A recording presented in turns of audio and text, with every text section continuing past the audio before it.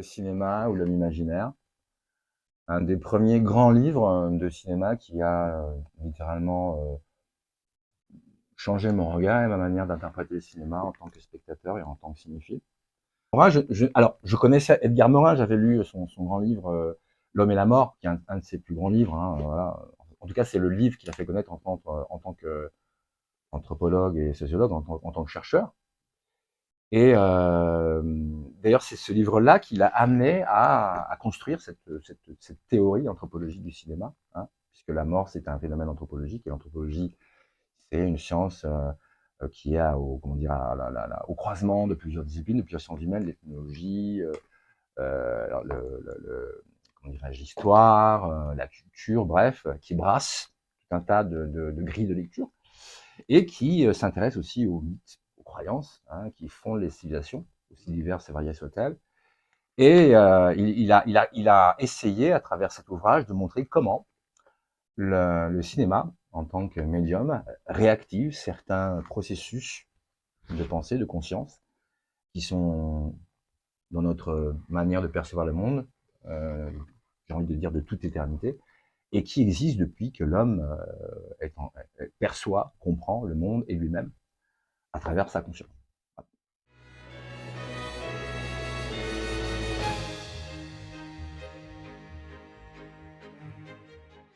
La pensée complexe est venue ultérieurement. Alors, Edgar Morin, il a écrit, son œuvre s'étale sur, je crois, 80 ans. Il a dû écrire une centaine de livres qui portent sur tous les sujets des sciences humaines, l'anthropologie, l'ethnologie, la sociologie. Enfin, c'est un des rares intellectuels qui a encore alors je ne vais pas dire une culture encyclopédique, c'est plus possible de nos jours, mais en tout cas qui, à travers toutes les grilles de lecture qu'il propose sur la compréhension et l'interprétation du monde, nous permet justement d'aller, autant que faire se peut, au fond des choses, hein, et d'interpréter, et donner du sens, puisque la pensée complexe, c'est donner du sens. Voilà.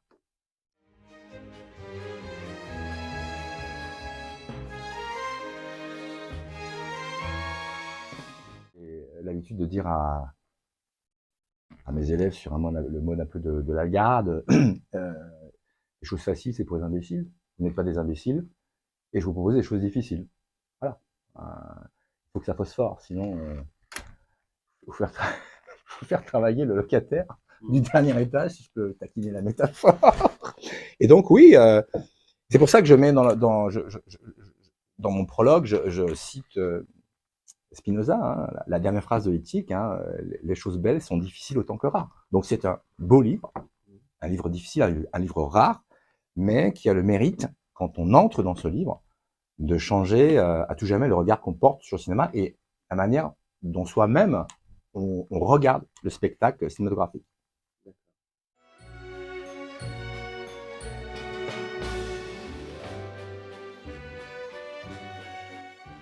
Ce livre, ça doit faire maintenant, je ne dis pas de bêtises, 13 ans que j'enseigne l'histoire et la théorie du cinéma à l'USA, je t'en avais parlé la dernière fois. Je l'ai lu vraiment au début de mon apprentissage d'enseignant. Et donc, et vraiment, ça a été une révélation parce que, alors, déjà, j'avais, on va dire, un bon background, vu mon âge. mais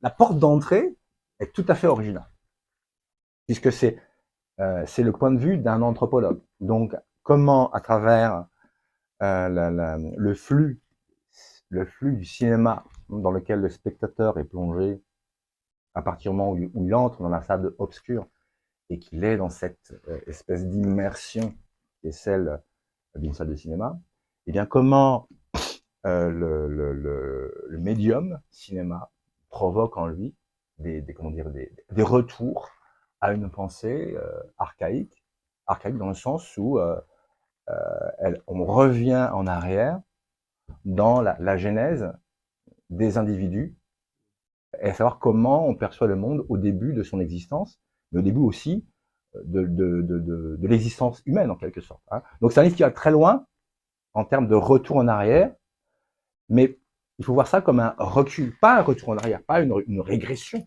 mais un retour en arrière pour remettre en perspective la manière dont le spectateur comprend le cinéma et comment il se comprend lui-même à travers le flux cinématographique dans lequel il est plongé.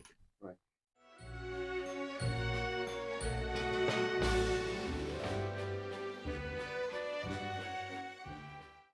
Pourquoi le cinéma était animiste à ses débuts? Parce que il met à jour un concept qui a été inventé par Jean Stein, qui était un théoricien du cinéma, qui s'appelle la photogénie. Qu'est-ce que c'est que la photogénie? C'est le pouvoir émouvant du cinéma à anoblir, à remettre à leur place les objets oubliés par l'habitude, par la vie, comme il dit, qui ont été bafoués parce qu'on ne les regarde plus, parce qu'à force de les utiliser, eh bien, ils sont totalement prosaïques. Et le cinéma les recadre, les sort du contexte de la vie, pour les remettre dans le contexte de la fiction et leur redonner une nouvelle jeunesse. Hein, c'est ce qu'on appelle donc il redonne une âme. Et l'animisme, qu'est-ce que c'est? Eh bien, c'est une croyance qui existe dans les communautés humaines depuis que le monde est monde, de donner une âme aux objets, aux phénomènes de la vie, un arbre, un rocher, un animal. Et donc, de percevoir, de donner de l'âme à la réalité humaine, en la réalité humaine et extra-humaine d'une manière générale. Donc, il est animiste dans le sens où il donne de l'âme. Et la photogénie, justement, elle a cette capacité, grâce au médium cinématographique, de rendre l'âme aux objets qui l'ont perdu par l'habitude qui est la nôtre, parce qu'on les objets, on les foule aux pieds en quelque sorte.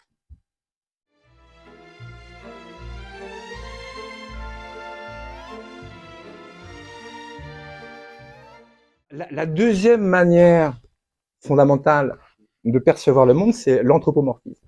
Hein, l'anthropomorphisme, c'est l'homme qui se projette dans le monde, qui donne une réalité humaine, une forme humaine à tout ce qu'il voit, tout ce qu'il touche, tout ce qu'il perçoit. On est anthropomorphe quand on donne aux divinités une forme humaine, par exemple. On est anthropomorphe quand on donne des sentiments à un chat, par exemple. Et on est anthropomorphe dans notre manière de... Alors, anthropomorphe dans le sens où on pense être le nombril du monde. Hein. Et donc, on est spontanément anthropomorphe dans notre manière de nous percevoir et de percevoir toutes les choses et les événements qui sont autour de nous. Donc, on est animiste dans le sens où on donne une âme aux choses, de manière primaire, archaïque, mais aussi on est anthropomorphe dans la manière où on se projette aussi dans ce monde. Donc, ce ne sont pas deux modes de perception qui se suivent, mais aussi qui coexistent dans toutes les civilisations. C'est ce que j'ai voulu dire. Et qui sont réactivés par le spectateur lorsqu'il est plongé dans la salle obscure et comme le dit Edgar Morin, qui a inventé ce concept, il est dans un moment de projection, identification. Il se projette dans l'écran et il s'identifie au héros, au protagoniste, et ça renvoie à la fameuse catharsis d'Aristote, hein, puisque lorsqu'on regarde une tragédie, on se projette et on s'identifie au héros. C'est pour ça qu'on en ressent les mêmes émotions.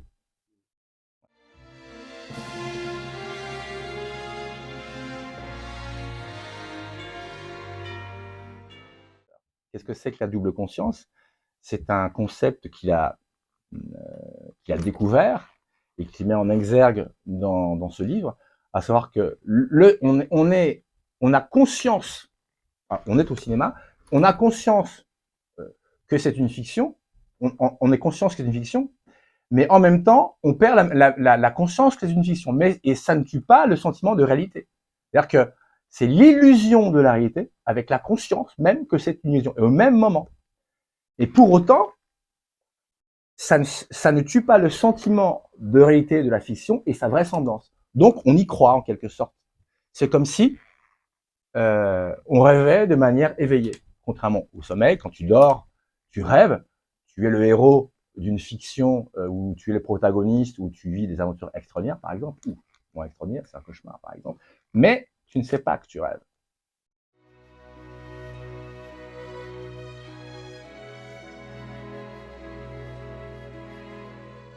Et donc, le cosmorphisme, qu'est-ce que c'est? C'est le sentiment de faire partie d'un tout qui vous dépasse.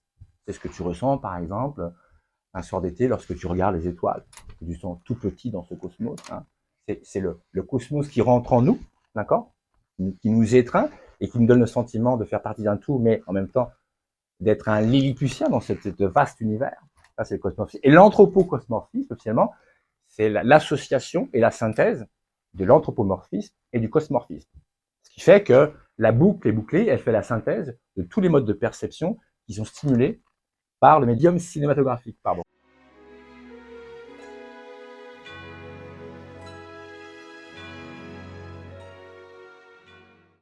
On prescrit bien de faire du sport, donc on devrait prescrire d'aller au cinéma. Le cinéma, c'est la projection du monde, c'est la projection de ton monde, et comme le disait très justement Stanley Cavell, le cinéma nous rend meilleurs, puisqu'il nous permet, par ce processus de participation affective et de projection-identification, de ressentir de beaux, de nobles sentiments. Et donc, finalement, lorsqu'on ressort de la salle de cinéma, et qu'on a fait, autant que faire se peut, sa catharsis, on est, comme le dit Sartre, un homme augmenté, et toutes ces émotions qui sont passées par le raffinage du spectacle, qui est entré en nous et dans lequel nous sommes entrés, puisque c'est un échange constant, eh bien, fait de nous des hommes un peu plus intelligents, un peu plus empathiques, et finalement, meilleurs.